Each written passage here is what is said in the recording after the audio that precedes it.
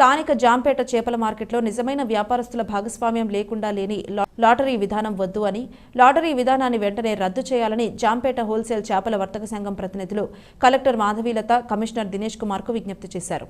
స్థానిక ప్రెస్ క్లబ్లో బుధవారం జరిగిన మీడియా సమావేశంలో కమిటీ ప్రతినిధులు అక్కల కోటేశ్వరరావు, రమేష్, నక్కా నాగమ్మ మాట్లాడుతూ వెలమ లక్ష్మణరావు అనే వ్యక్తికి చేపల మార్కెట్తో సంబంధం లేదని, ఆయన మహిళల్ని వెంటబెట్టుకుని వచ్చి తమపై దౌర్జన్యానికి పాల్పడుతూ అక్రమంగా కేసులు బనాయిస్తున్నారని ఆరోపించారు.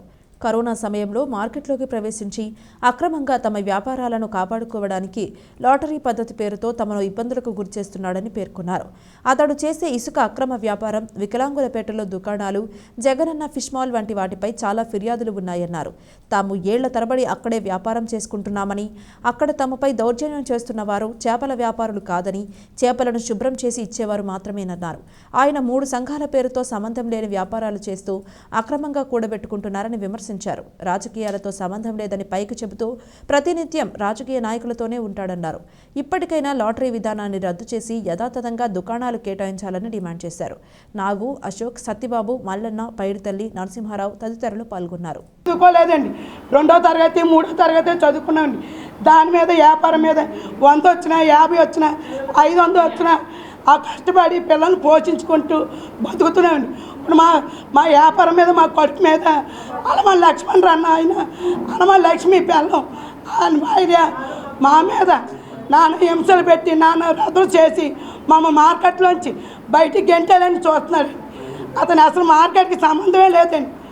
దయచేసి కలెక్టర్ గారికి, మన మినిస్టర్ గారికి, కమిషనర్ గారికి యథావిధిగా మా చోట్లు మాకు ఇప్పించి మా వ్యాపారాలు చేసుకోవడానికి మాకు అనుభవం ఇమ్మని కోరుతున్నామండి.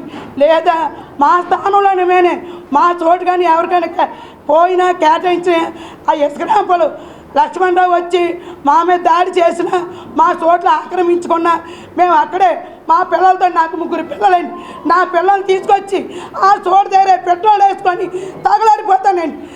నేను పోయినా 10 మంది బాగుపడాలండి. అక్కడ ఈ 3 సంఘాలన్నీ కలిపి కూడా మార్కెట్లో చిందరవందర చేసే ఈ కార్యక్రమాన్ని ఆఫ్ చేసి యథావిధిగా మార్కెట్లో వ్యాపారం చేసుకునేలాగా అందరినీ కూడా కలిసిమెలిసి ఉండేటట్టుగా చేయమని మేము కోరుతున్నామండి. మా డిమాండ్ అంటూ కూడా మేము ఏది కూడా కలెక్టర్ గారిని కానీ, కమిషనర్ గారిని రిక్వెస్ట్ చేసేది ఏమీ లేదండి.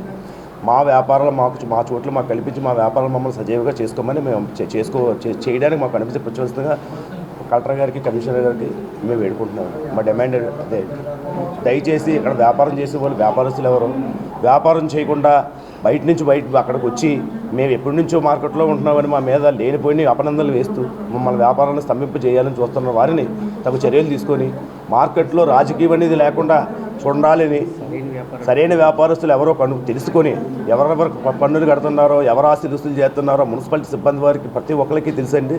మార్కెట్లో దయచేసి ఈ లాటరీ సిస్టమ్ అనేది ఆఫ్ చేసి ఆ దళారీ వ్యవస్థ అయినటువంటి ఆ లక్ష్మణరావు గారు ఎవరైతే ఉన్నారో ఆ గాయత్రి ఇసుక ర్యాంప్ 2లో ఆయన ఇసుక దుబ్బునట్టు మార్కెట్ జోలికి వస్తే మట్టుకి మేము ఎంతవరకైనా వెళ్ళడానికి సిద్ధంగా ఉన్నామండి.